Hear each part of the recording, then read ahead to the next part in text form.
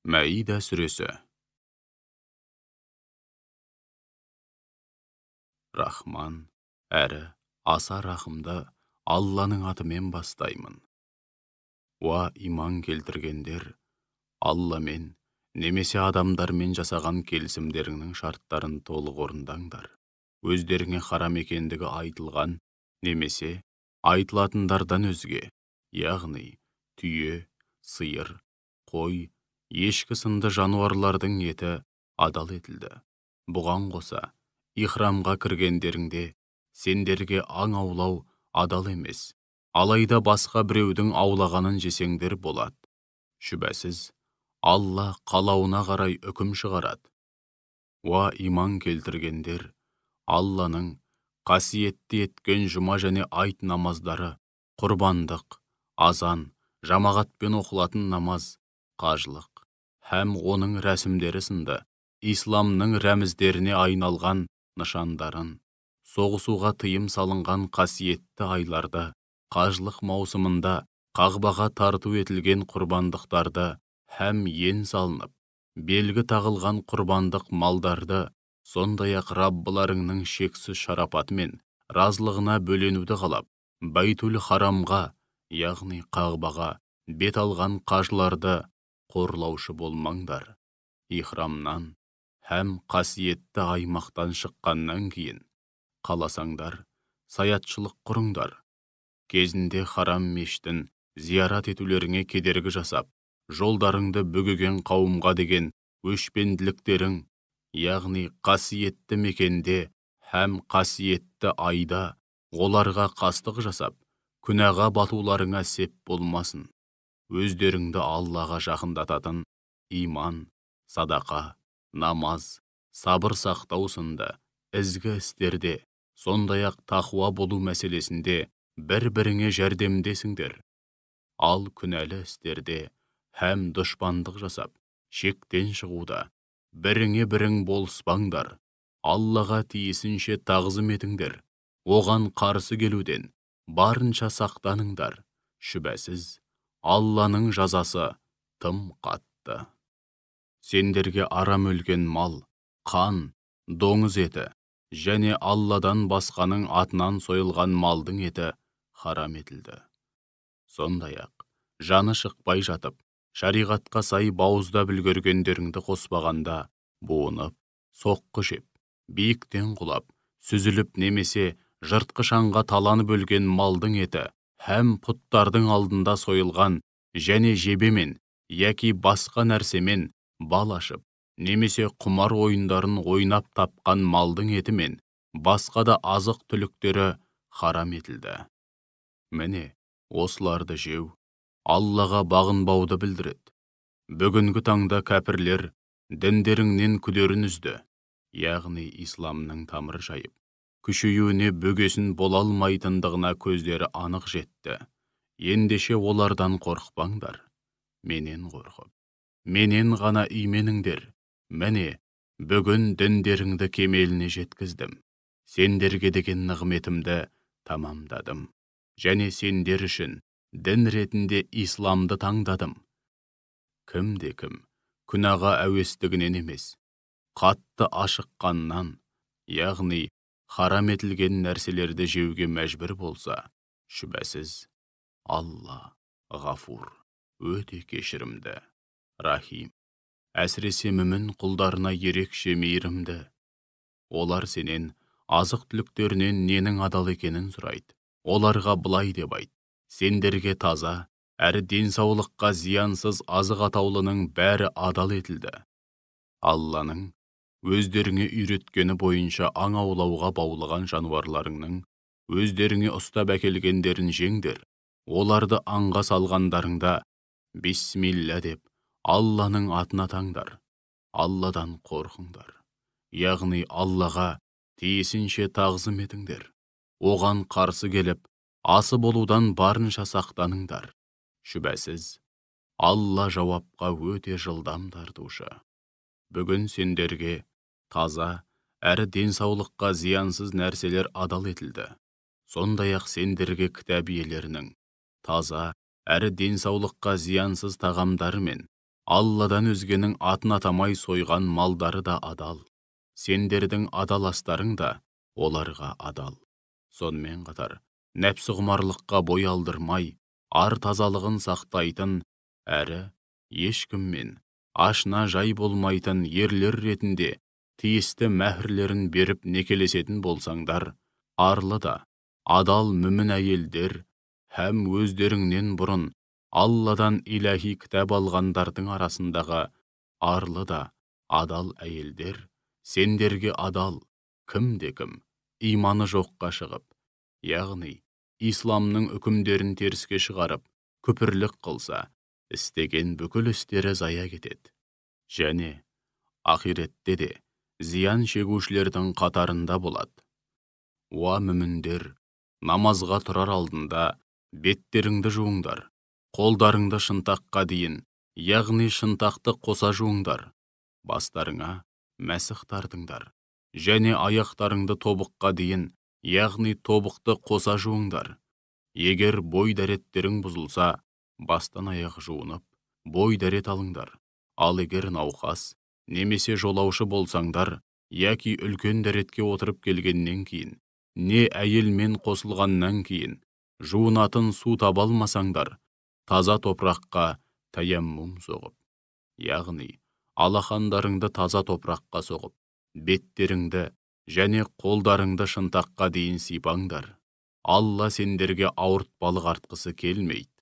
Керісінше, шүкірлік етерсіңдер деп, сендерді тәндік һәм рухани кірлерден тазартуды және өздеріңе берер нығметін тамамдауды, хақ дінді бүге-шігесіне дейін баяндап, толық түсіруді қалайды.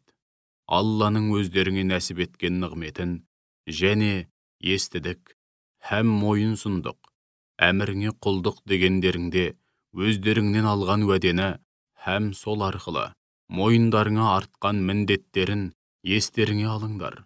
Алладан қорқыңдар. Яғни Аллаға тиісінше тағзым етіңдер һәм оған қарсы келіп, асы болудан барынша сақтаныңдар. Шүбәсіз, Алла пенделерінің көкірегіндегі бар сырды біледі.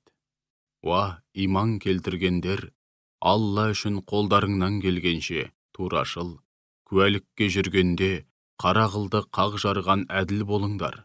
Қайсы бір қауымға деген өшпенділіктерің, немесе олардың сендерге деген өшпенділігі сендерді әділетсіздік жасауға итермелемесін. Әрдайым әділ болыңдар. Біле білсеңдер, тақуалыққа ең жақыны, ең лайығы міне сол Алладан қорыққандар, яғни Аллаға тиісінше тағзым етіңдер. Оған қарсы келіп, асы болудан барынша сақтаныңдар. Шүбәсіз Алла не істеп не қойып жүргендеріңнен толық хабардар. Алла иман келтіріп, игілікті істер істегендерге кешірім жасауды һәм үлкен сый-сияпатқа, зор сауапқа бөлеуді уәде етті. Ал иман келтірудің орнына күпірлік қылып, болмыстағы һәм өз бойларыңдағы ақиқаттың айғағы болған дәлелдерімізбен кітаптағы аяттарымызға сенбегендерге келсек, міне солар тозақтықтар. Уа иман келтіргендер, Алланың өздеріңе нәсіп еткен нығметін естеріңе алыңдар. Кезінде әрбір қауым сендерге қол салып, бәріңді қырып тастамақшы болғанда, Алла олардың қолын қағып тастап, сендерге тигізбеген еді. Ендеше Алладан қорқыңдар, яғни Аллаға тиісінше тағзым етіңдер. Оған қарсы келіп, асы болудан барынша сақтаныңдар. Шынайы мүміндер, бір Аллаға арқа сүйеп, тәуекел етсін. Расында, Алла Исраил ұрпақтарынан берік уәде алған еді. Біз олардың арасынан 12 рудың әрқайсысынан бір-біреуден 12 өкіл тағайындаған едік. Сонда Алла оларға былай деді: шүбәсіз, мен сендермен біргемін. Егер сендер намазды кемеліне жеткізіп, үзбей, әрі уақытылы оқысаңдар, зекетті толық берсеңдер, пайғамбарларыма иман келтіріп, қолдау көрсетсеңдер, және мал пұлдарыңды Алла жолында жұмсау арқылы Аллаға жақсы қарыз берсеңдер, Онда күнә қателіктеріңді сөзсіз кешіремін, һәм міндетті түрде жайқалған жасыл бауларының арасынан және зәулім сарайларының түбінен өзендер ағып жататын жәннат бақшаларына кіргіземін. Ал енді, бұдан кейін араларыңнан кім алғыс айтудың орнына күпірлік қылса, шүбәсіз тура жолдан адасқан болады. Міне, содан кейін оларды уәделерін бұзғаны үшін рахмымыздан аластап, лағнеттедік, әрі тас жүректі қылдық. Олар үнемі қасиетті кітаптағы сөздердің орнын өзгертіп бұрмалайды. Сондай-ақ өздеріне айтылған уағыз насихаттың көбін елемей ұмыт қалдырды. Олардың бірең сараңы болмаса, көпшілігінің үнемі опасыздық жасағанын көресің. Сонда да оларды кеш, теріс қылықтарын көңіліңе алма. Шүбәсіз, Алла жақсылық жасаудан танбайтын, ізгі жандарды жақсы көреді. Сондай-ақ, біз христианбыз дейтіндерден де берік уәде алған едік. Алайда олар да өздеріне айтылған уағыз насихаттың маңызды бөлігін елемей, сол күйі ұмыт қалдырды. Міне сондықтан, біз олардың арасына қиямет күніне дейін жалғасын табатын дұшпандық пен өшпенділік сезімін салдық. Алдағы уақытта Алла олардың не істеп не қойғандарын, бар өнерлерін, теріс қылықтарын беттеріне басады. Уа кітап иелері, расында сендерге кітаптан, Тәурат пен Інжілден осы күнге дейін жасырып келген нәрселеріңнің көбін өздеріңе ашық баяндайтын, һәм сол жасырған нәрселеріңнің көбін беттеріңе баспай, кешіріммен қарайтын елшіміз келді. Расында, сендерге Алладан ой саналарыңды, жүректеріңді һәм бар жолдарыңды шуаққа бөлейтін нұр, яғни пайғамбар мен өзі қандай ашық, айқын болса, ақиқатты да дәл солай ашық, айқын баяндайтын кітап, яғни Құран келді. Алла сол нұр мен кітап арқылы өзінің разылығына бөленуді қалап, соған сай әрекет ететіндерді жан тыныштығына, есендікке һәм мақсат мұраттарына жеткізетін жолдарға салады. Оларды өз қалауы һәм шексіз шарапатымен тас қараңғы түнектерден жарық нұрға шығарады және тура жолға салады. Шүбәсіз Мәрия ұлы Иса Мәсіх Алла дейтіндер сөзсіз күпірлік қылды. Ендеше оларға, егер Алла Мәрия ұлы Иса Мәсіхті, оның анасын және жердегі жаратылыс біткеннің бәрін құртып, жоқ қылуды қаласа, оған кім қарсы тұра алады деп айт. Шынтуайтында, күллі аспан әлемі мен жердің һәм сол екеуінің арасындағы жаратылыс атаулының билігі бір Аллаға ғана тиесілі. Ол қалағанын жаратады. Алланың құдіреті барлық нәрсеге толық жетеді. Яһудилер мен христиандар, біз Алланың балаларымыз, сүйіктілеріміз деп айтады. Оларға, ендеше неліктен Алла сендерді істеген күнәларың үшін азаптауда деп айт. Жоқ, керісінше, сендер Алла жаратқан адамзат ішіндегі бірер қауымсыңдар. Қалағанын кешіреді, қалағанын азаптайды. Шынтуайтында, күллі аспан әлемі мен жердің және сол екеуінің арасындағы жаратылыс атаулының билігі бір Аллаға ғана тиесілі. Соңында бәрі оның алдына барады.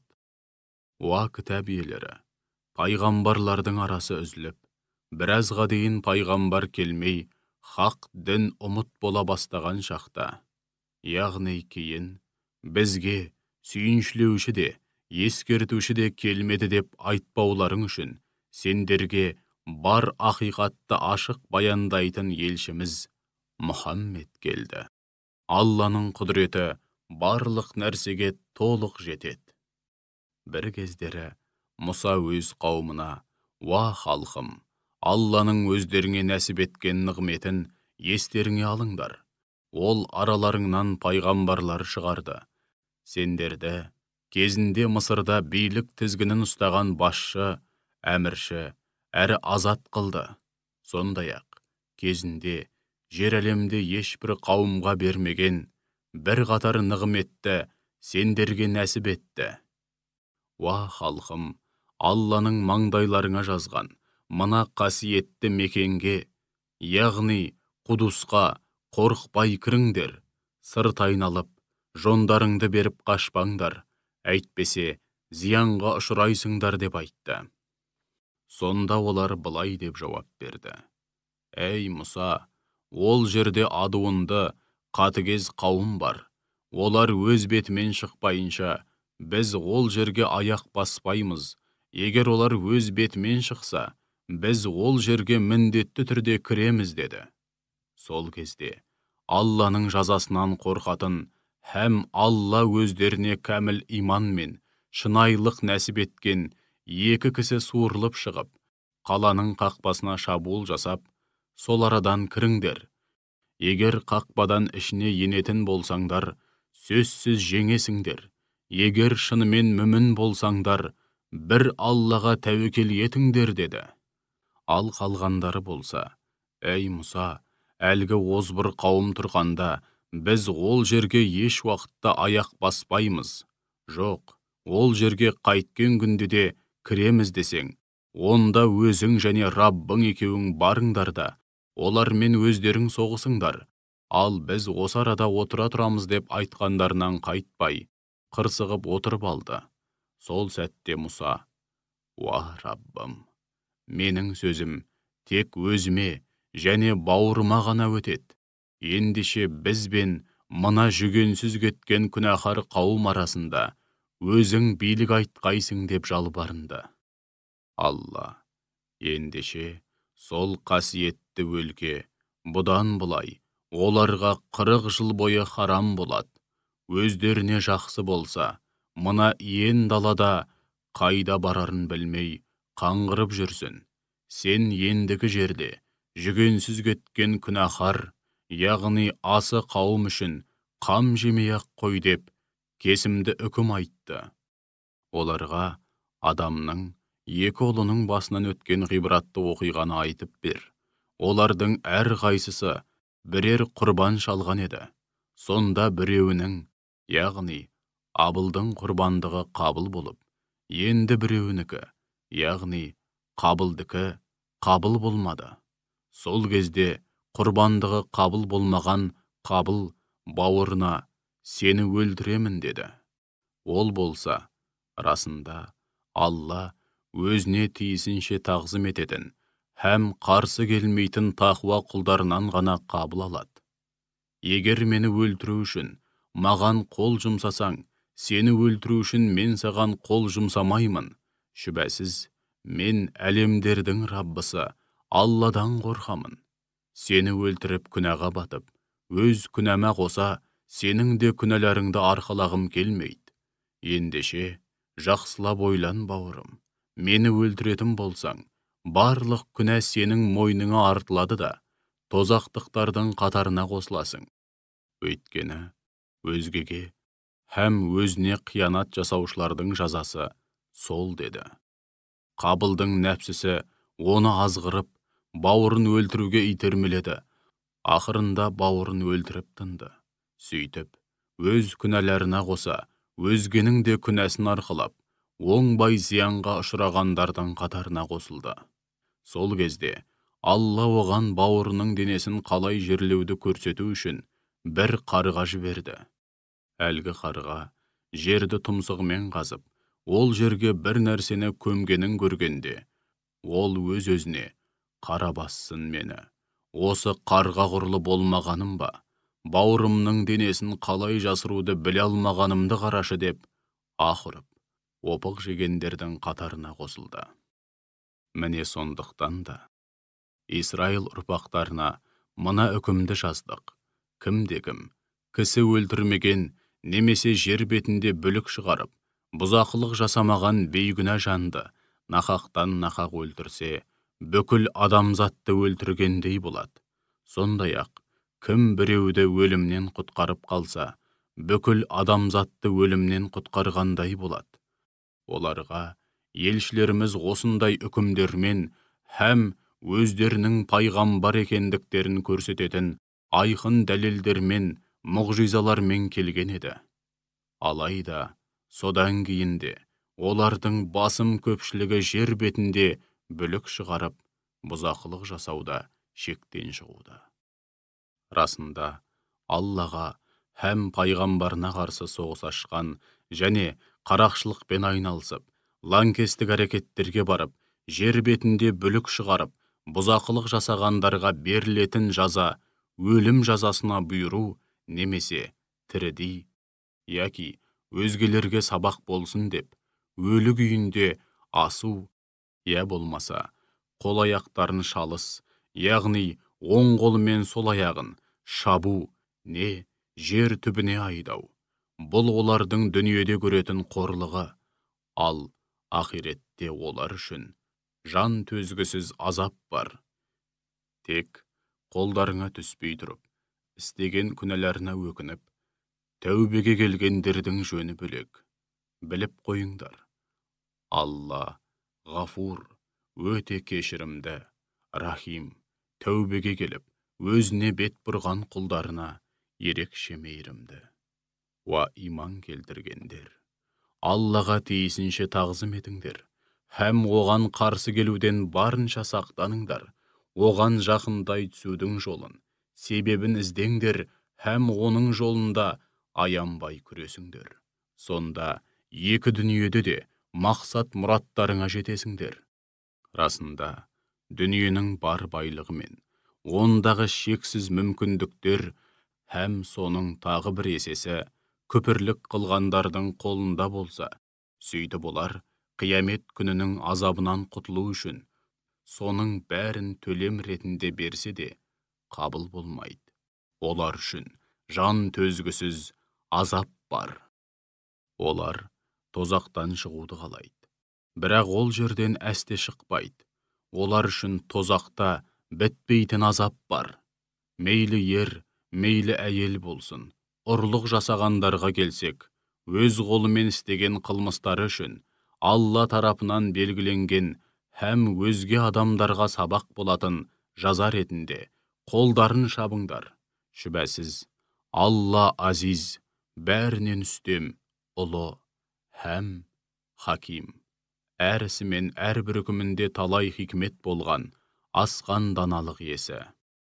Ал кім-де-кім істеген қиянатынан кейін тәубеге келіп, толық түзелсе, шүбәсіз, Алла оның тәубесін қабыл алады.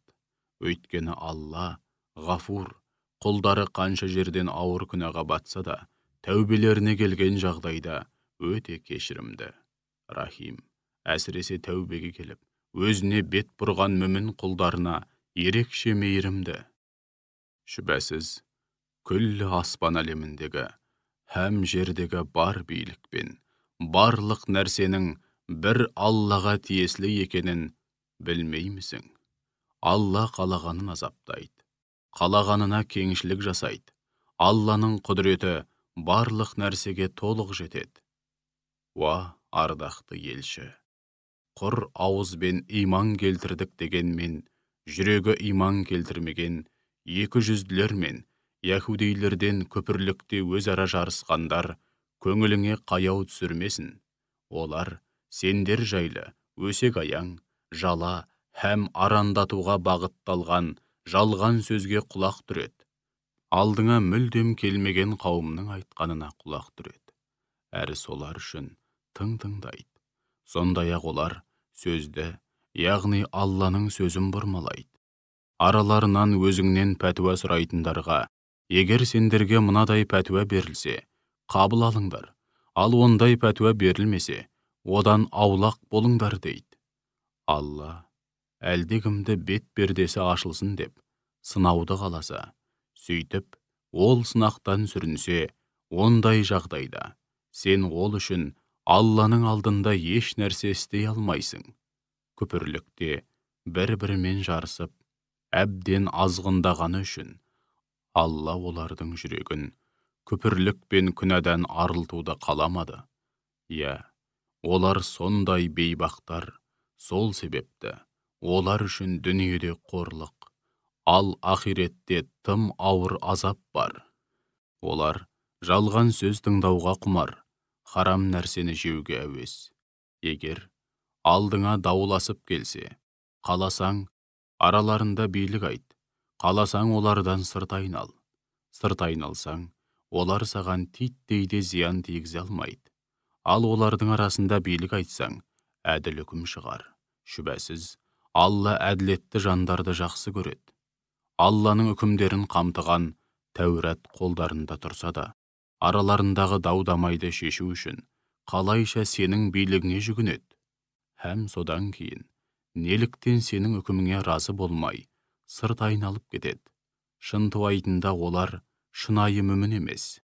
Тура жолға бастайтын ақиқаттар мен нұрға толы Тәуратты біз түсірдік. Хаққа мойын сұнып, шын мұсылман болған пайғамбарлар, яһудейлер арасында соған, яғни Тәуратқа қарап билік айтып, үкім шығаратын еді.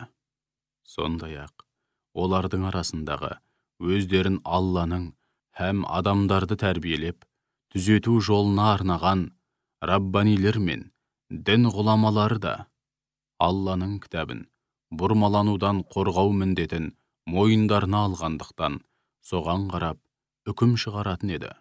Сондай-ақ олардың бәрі оның Алладан келген хақ кітап екеніне куә болған еді. Оларға кезінде Алланың кітабымен үкім шығару мәселесінде адамдардан қорықпаңдар, менен ғана қорқыңдар, һәм аяттарымды атақ-абырой, лауазым, мал-пұл, тағы сол сияқты болмашы бағаға сатпаңдар деп ескерткен едік.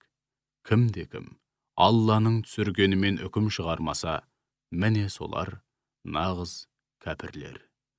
Тәуратта оларға мына үкімді жаздық. Жанға жан, нақақтан нақақ кісі өлтіргенді өлім жазасына бұйыру. Көзге көз, нақақтан нақақ, көз шығарғанның көзін шығару. Мұрынға мұрын, нақақтан нақақ, мұрын бұзғанның мұрнын бұзу. Құлаққа құлақ, нақақтан нақақ, құлақ кескеннің құлағын кесу. Тіске тіс, нақақтан нақақ, тіс сындырғанның тісін сындыру. Және сол сияқты адам тәнін жарақаттаудың барлық түрінде осылай бірге бір қысас жасалады. Ал кімде-кім қысас жасап кек алмай-ақ кешірім етсе, бұл ол үшін күнәләрінің өтемі болады. Кімде-кім Алланың түсіргенімен үкім шығармаса, міне солар нағыз залымдар. Кейін сол пайғамбарлардың ізімен өзінен бұрын түскен Тәуратты растаушы ретінде Мәриям ұлы Исаны жібердік. Оған өзінен бұрын түскен Тәуратты растаушы, сондай-ақ тақуа жандар үшін тура жолдың қайнары һәм насихат болған, тура жолға бастайтын ақиқаттар мен нұрға толы Інжілді түсірдік. Ендеше, Інжілді ұстанғандар Алланың сол кітапта түсірген үкімдерімен үкім шығарсын. Кімде-кім Алланың түсіргенімен үкім шығармаса, міне солар жүгенсіз кеткен күнәһарлардың нақ өзі. Уа Мұхаммед, саған өзіңнен бұрын түскен иләһи кітаптарды растаушы һәм бақылаушы ретінде ақиқаттың нақ өзі әрі хақ жолға бастаушы етіп, осынау кітапты түсірдік. Олай болса, кітап иелерінің арасында билік айтқандарыңда Алланың түсіргені бойынша үкім шығар. Өзіңе келген ақиқаттан сырт айналып, олардың әуейліктеріне еріп, өзіңе келген ақиқаттан тайма. Әр үмбетке өзіне тән шариғат һәм жол белгілеп бердік. Егер Алла қаласа, барлығыңды бір шариғатпен жүретін бір ғана үмбет қылар еді.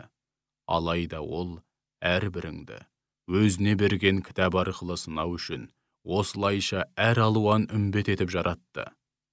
Ендеше, қол қусырып отырмай, немесе кері кетпей, игілікті істерде бір-біріңмен жарысыңдар. Түбінде барлығыңда Аллаға қайтасыңдар. Сонда ол сендерге нәпсіге бой алдырып, өзара таласып тартысқан мәселелеріңнің ақ-қарасын ажыратып бәрін айтып береді. Һәм араларыңда кесімді билігін айтады. Саған мынаны бұйырдық. Олардың арасында Алланың түсіргені бойынша үкім шығар. Олардың әуейліктеріне ерме. Сондай-ақ Алланың өзіңе түсірген барлық үкімдерін сені айнытып, не болмаса жаңылтып жіберуінен сақтан. Егер олар Алланың үкімдерінен сырт айналса, онда біліп қой. Демек, Алла оларды кейбір күнәлары үшін бір бәлеге ұшыратқысы келеді. Задында адамдардың көбі Аллаға бағынбайтын азғын күнәһарлар. Жоқ әлде олар жахилият, яғни исламға дейінгі надандық дәуірінің үкімдерін көксей ме? Әйтпесе, ақиқатқа әбден көзі жеткен, ілімі мен иманы берік қауым үшін Алладан жақсы билік айтып, әділ үкім шығаратын кім бар дейсің? Уа иман келтіргендер! Мұсылмандарға қас дұшпан болған яһудилер мен христиандарды дос тұтпаңдар. Олар тек бір-біріне дос әрі қамқоршы. Араларыңнан кімде-кім оларды өзіне сырлас дос тұтса, шүбәсіз ол ақыры соларға ұқсап, солардың қатарына қосылады. О дүниеде де солармен бірге тіріледі. Шүбәсіз Алла сенім мен шариғи үкімдер мәселесінде адасып өз-өзіне қиянат жасаған ондай залым қауымды тура жолға салмайды. Уа Мұхаммед! Жүрегінде дерті бар 200-лердің жағдай аяқ астынан өзгеріп, басымыз бәлеге қалама деп қорқамыз десіп, сол залымдармен дос болу үшін бір-бірімен жарасқанын көресің. Кім біледі? Бәлкім, Алла жуық арада мүміндерге қандай да бір жеңіс немесе жетістік нәсіп етер. Не болмаса, сол 200-лердің өздерін, яки залым достарын өз тарапынан бір бәлеге ұшыратар.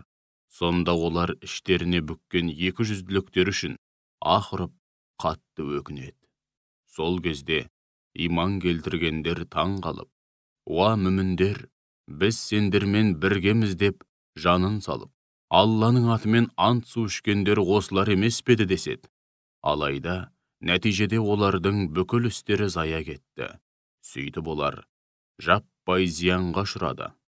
Уа иман келтіргендер, араларыңнан кімде-кім, яки қандай да бір топ діннен безетін болса, біліп қойсын.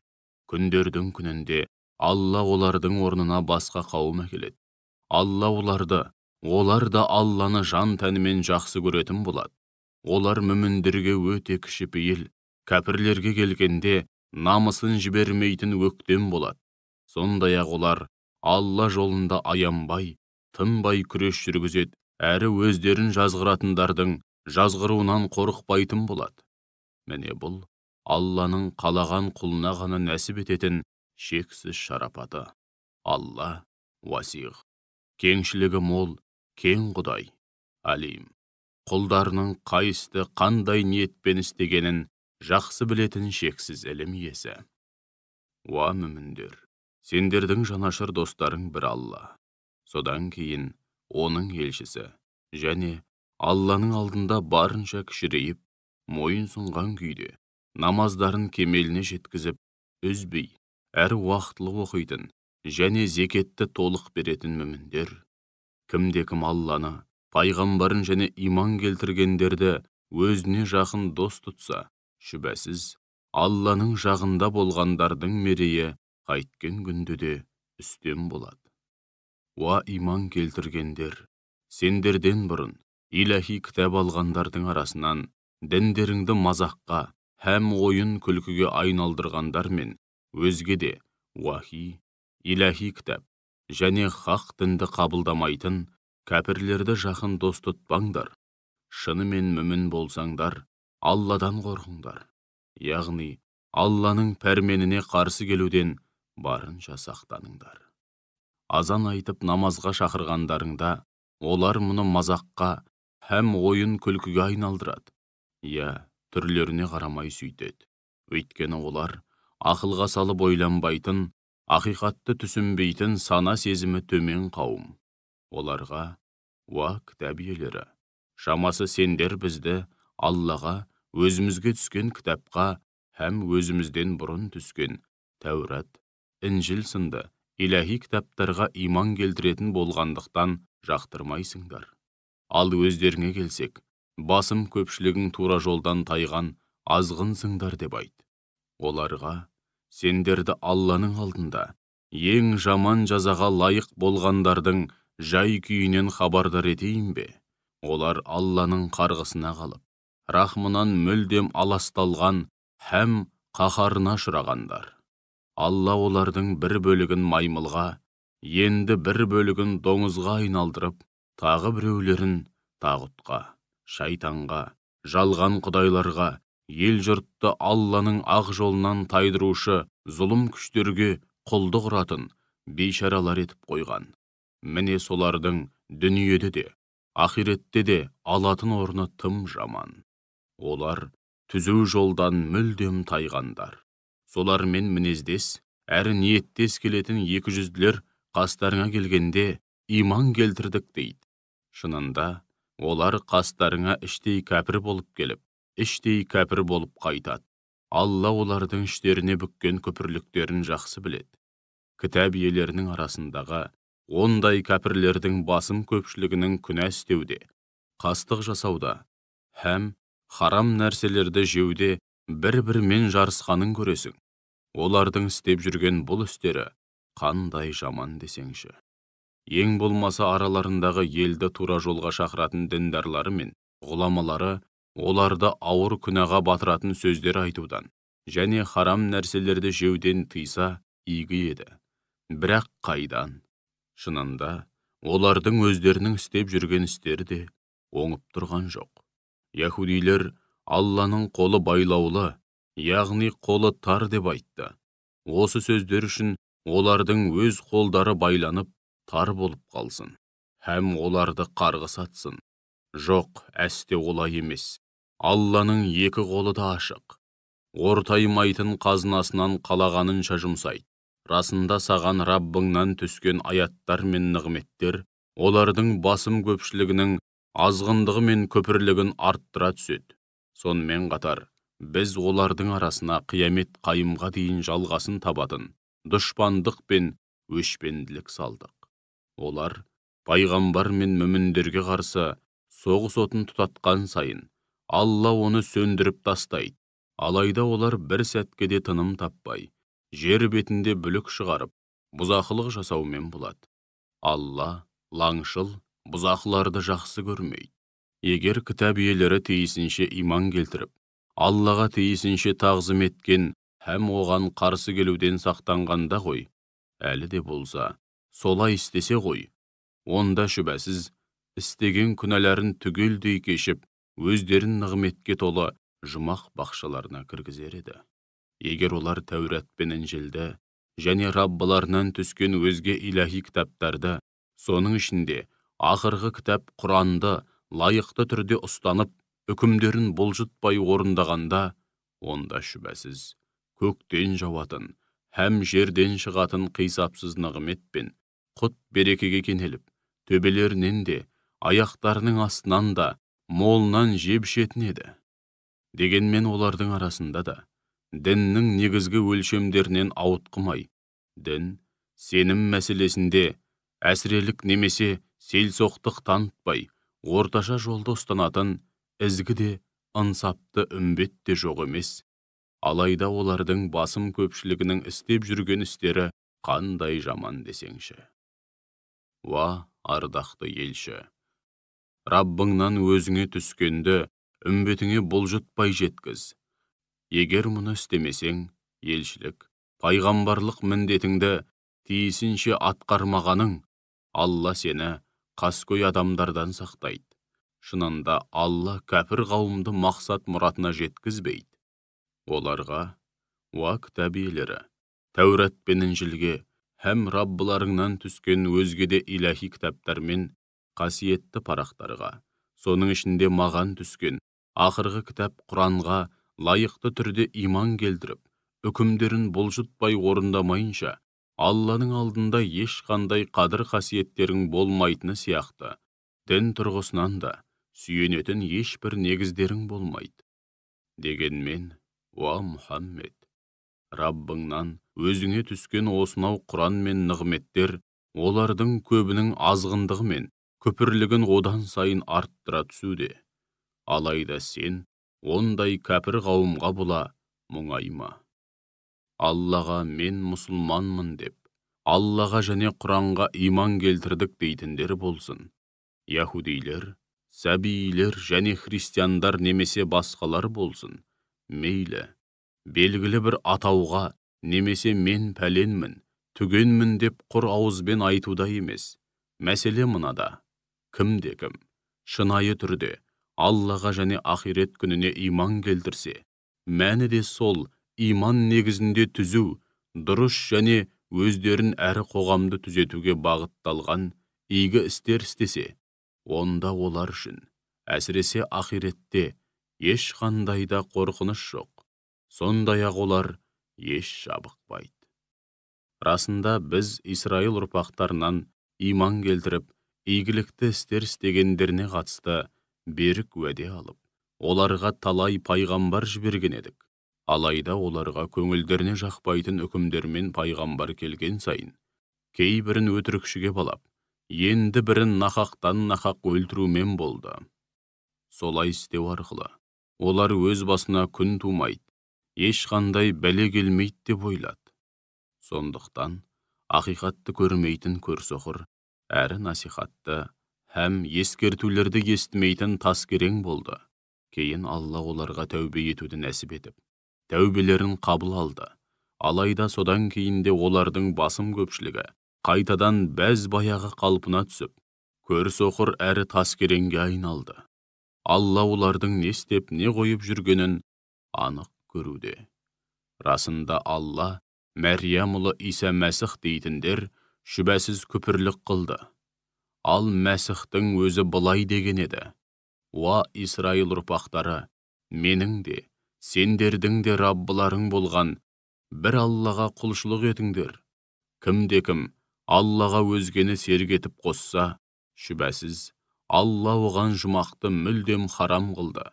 Оның ақырында барып паналайтын жері тозақ болады. Аллаға серік қосу арқылы ең үлкен қиянатты жасаған залымдарға ақиретте қол ұшын беретін бірде-бір медеткер табылмайды.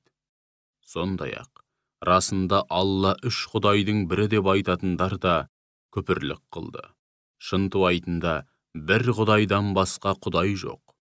Егер олар осы айтқанынан танбаса, араларынан осылайша күпірлікте қасарысқандар міндетті түрде жан төзгісіз азапқа ұшырайды. Ендеше олар әлі де болса, күпірліктеріне өкінген күйде, Аллаға бір жолата бет бұрып, одан кешірім тілемей ме? Алла ғафур, құлдары қанша жерден ауыр күнәға батса да, тәубелеріне келген жағдайда өте кешірімді. Рахим, әсіресе тәубеге келіп, өзіне бет бұрған құлдарына ерекше мейірімді. Мәрия ұлы Иса Мәсіх ақиқат жаршысы ретінде жіберілген елші ғана. Одан бұрында талай елшілер келген. Оның анасы да құдай емес, Аллаға шын берілген, өте шыншыл, арлы да ибалы жан еді. Екеуі де өзге адамдар сияқты ас ішетін. Оларға дәйекті ақиқаттарды қалай баяндайтынымызға зер сал. Алайда, соған қарамастан олардың кейбір нәрселердің ықпалынан шыға алмай, қалай ақыл есінен адасып, сағым қуып жүргенін көрмеймісің? Оларға, сонда сендер бір Аллаға құлшылық етуді былай қалдырып, өздеріңе зиян да, пайда да келтіре алмайтын, әлсіз жаратылыстарға құлдық ұрып, табынасыңдар ма де? Шүбәсіз, Алла сәмиғ, бәрін толық естуші, һәм алим, бәрін толық білуші.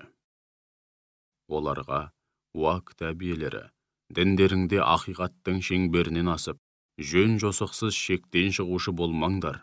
Бұдан бұрын тура жолдан адасып, өздері адасқанмен қоймай, көптеген адамдарды да адастырған қауымның. Сондай-ақ, бүгінгі таңда да түп-түзу жолдан тайғандардың әуейліктеріне ермеңдер деп айт. Исраил ұрпақтарынан күпірлікке бой алдырғандар Дәуіт пен Мәрия ұлы Исаның тілімен лағнеттелді. Өйткені олар Аллаға қарсы келіп, азғындықта үнемі шектен шығатын еді. Олар қандай да болмасын, жаман іс істегенде, одан бір-бірін тыймайтын еді. Расында олардың бұл қылығы қандай жаман еді. Сондай-ақ, олардың басым көпшілігінің мүміндерді былай қалдырып, кәпірлерді өздеріне жақын дос тұтқанын көресің.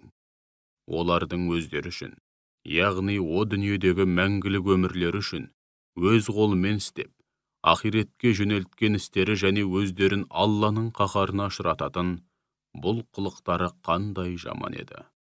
Сол үшін олар тозақта мәңгі бақи қалып, азап шегеді.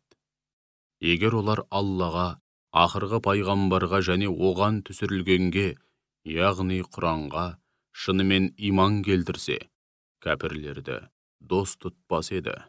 Олардың көбі Аллаға бағынбай, тура жолдан мүлдем тайған азғындар. Уа Мұхаммед, иман келтіргендерге адамдар арасынан қас дұшпан болғандардың яһудейлер мен Аллаға серік қосатын мүшриктер екенін анық көресің. Сондай-ақ, адамдар арасынан мүміндерге сүйіспеншілік, ықылас жағынан ең жақыны біз насарамыз, яғни христианбыз деп айтқандар екенін анық көресің. Өйткені олардың арасында ілім мен құлшылыққа жан тәнімен берілген дін басылар мен дүниені тәрк етіп, шіркеулерде күндіз-түні құлшылық ететін құдайшыл жандар бар. Олар кішіпейіл болғандықтан әсте көкірек керіп, тәкаппарланбайды. Алла елшісіне түсірілген Құранды естігенде, өздеріне бұрыннан таныс, һәм мәлім болған біраз ақиқаттарды естігендіктен, көздері мөлтілдеп, жасқа толғанын көресің.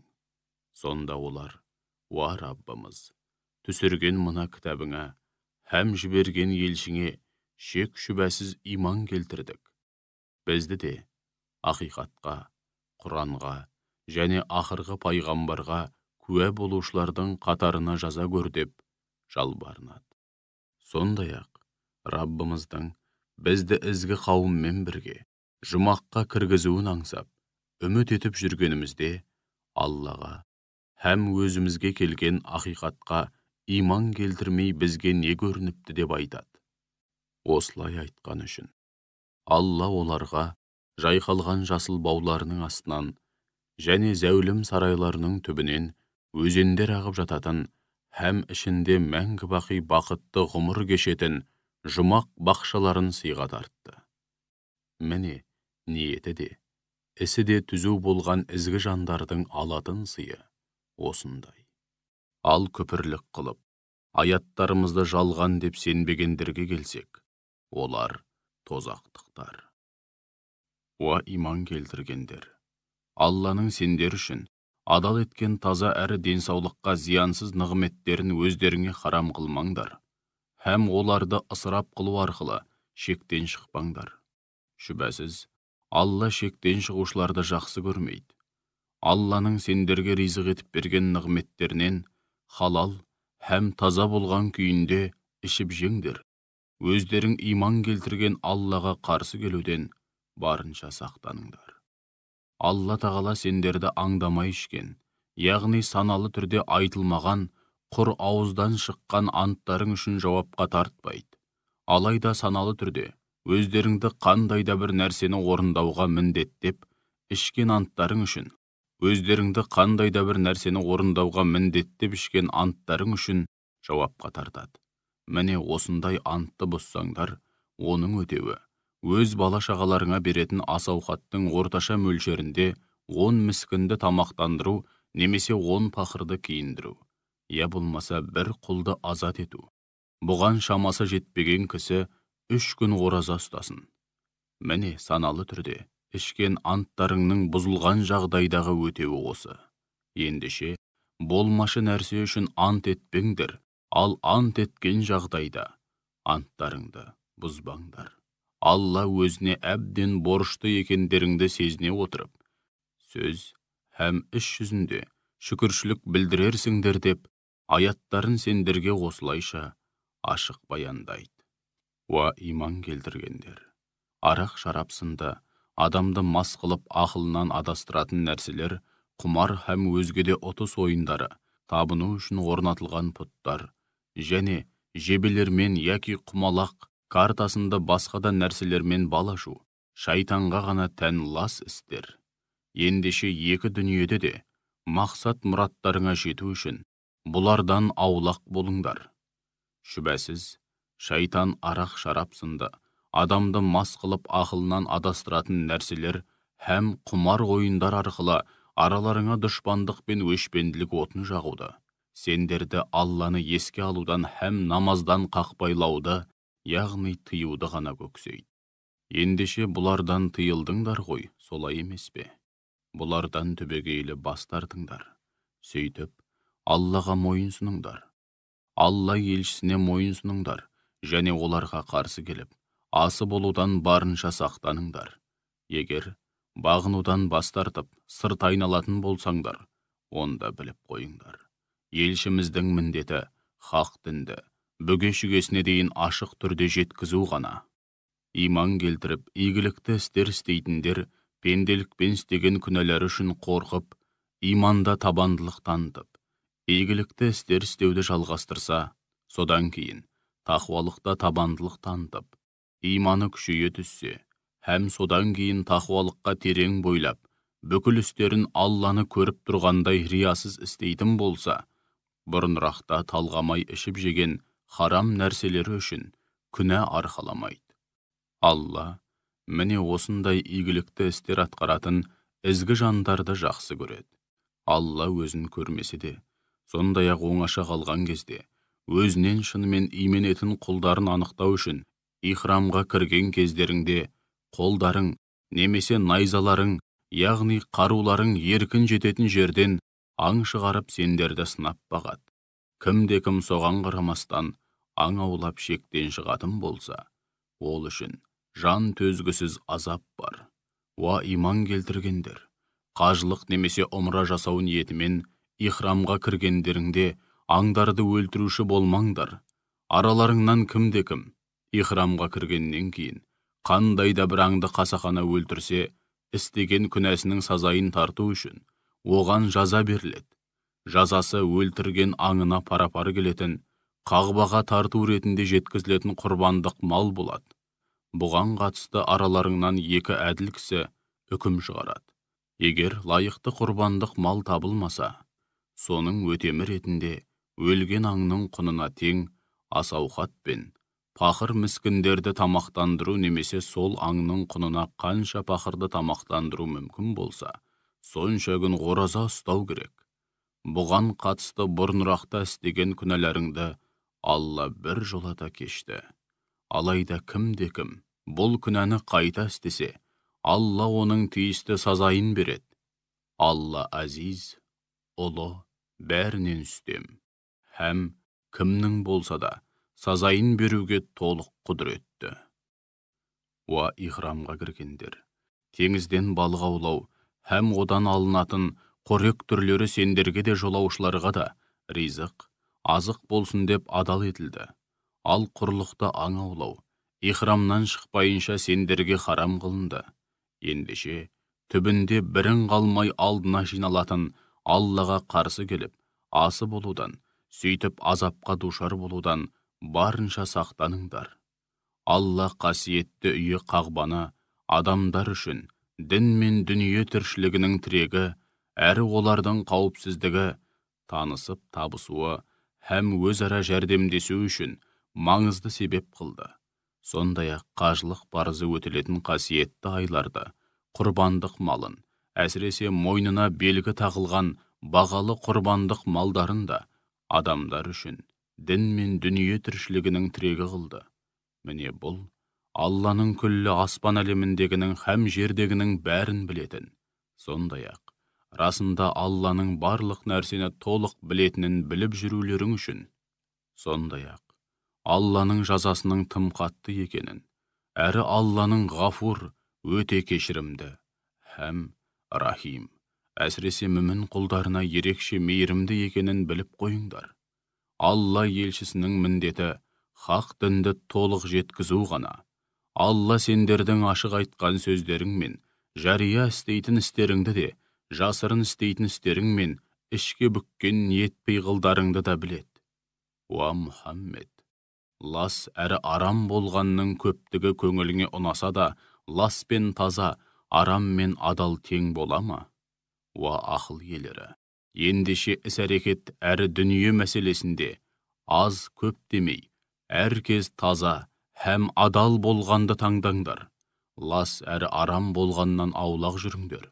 Екі дүниеде де мақсат мұраттарыңа жету үшін Аллаға һәм оның қойған өлшемдеріне құрметпен қараңдар.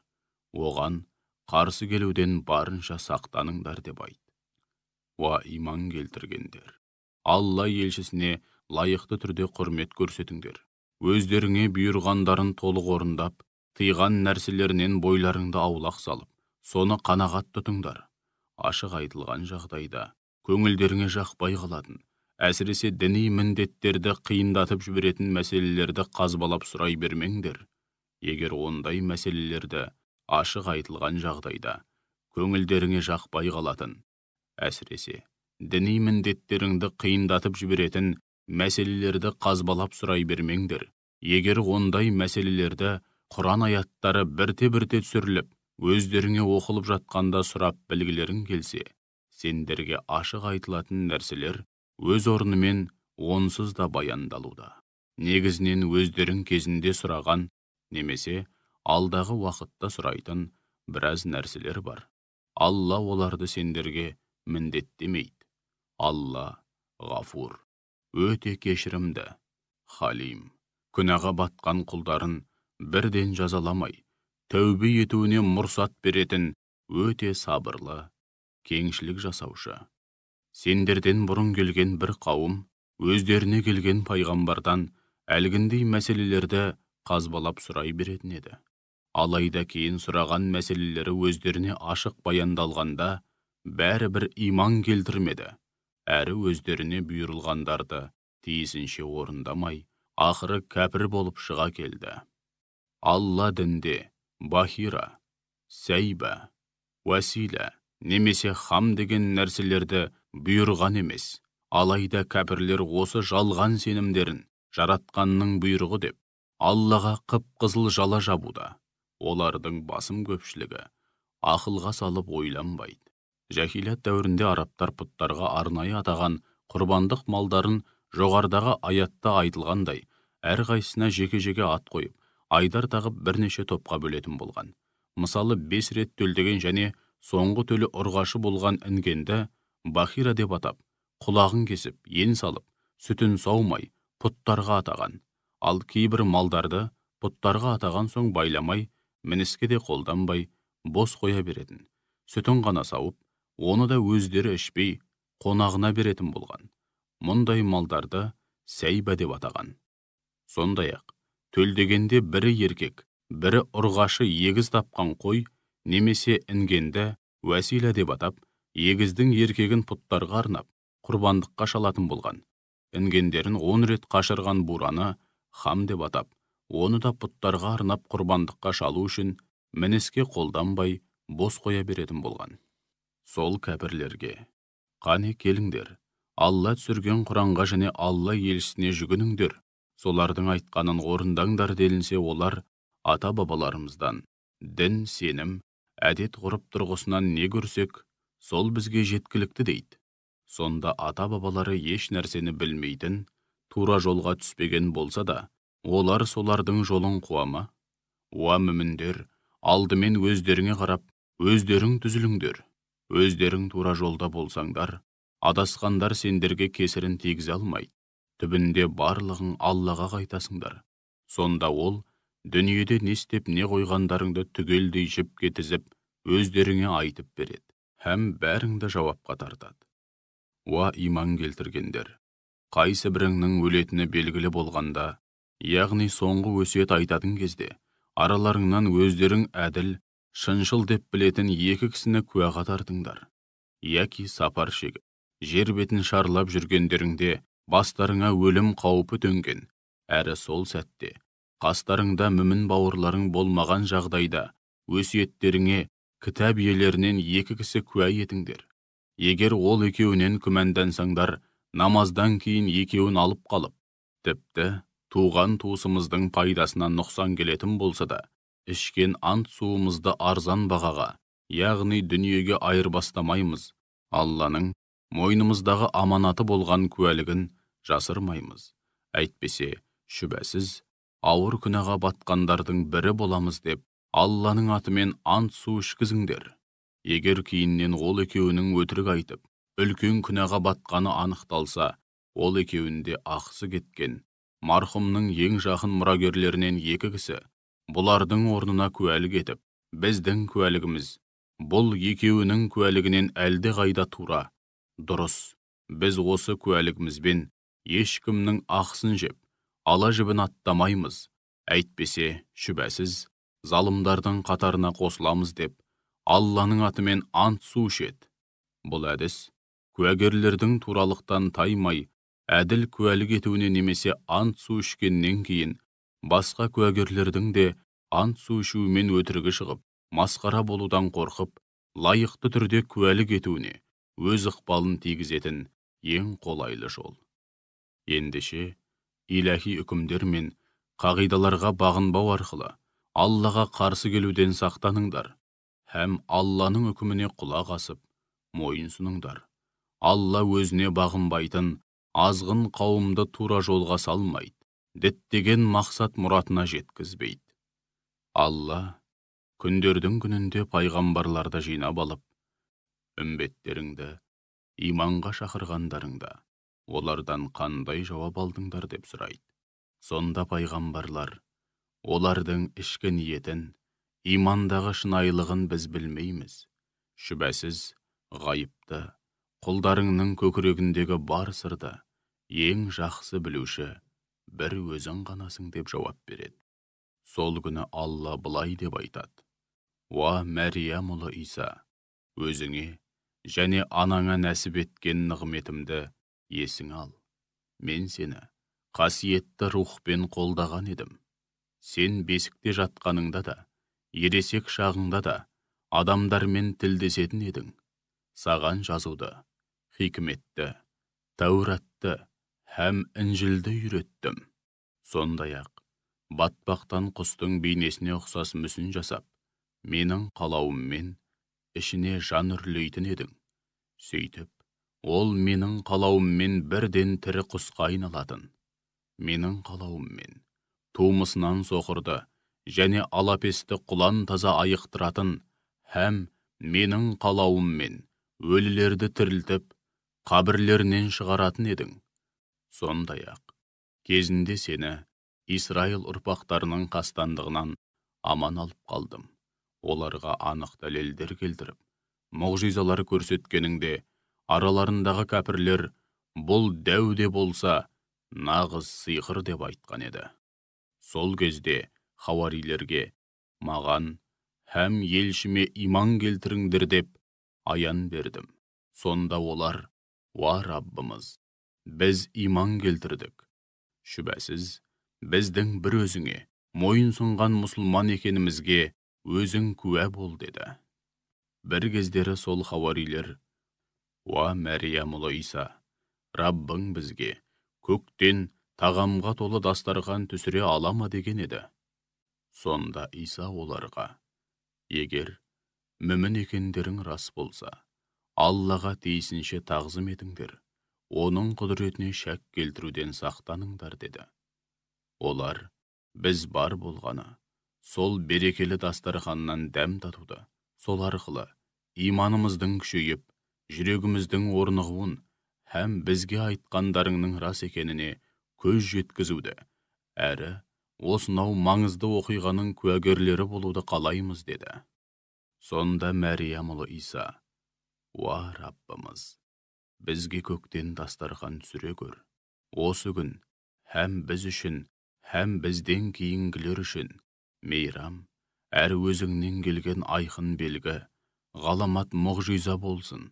Бізге сол арқылы ризық бере көр. Шүбәсіз сен құлдарыңа ең қайырлы ризықты беруші, һәм ризық беруге келгенде теңдесі жоқ, асқан жомартсың деп жалбарынды.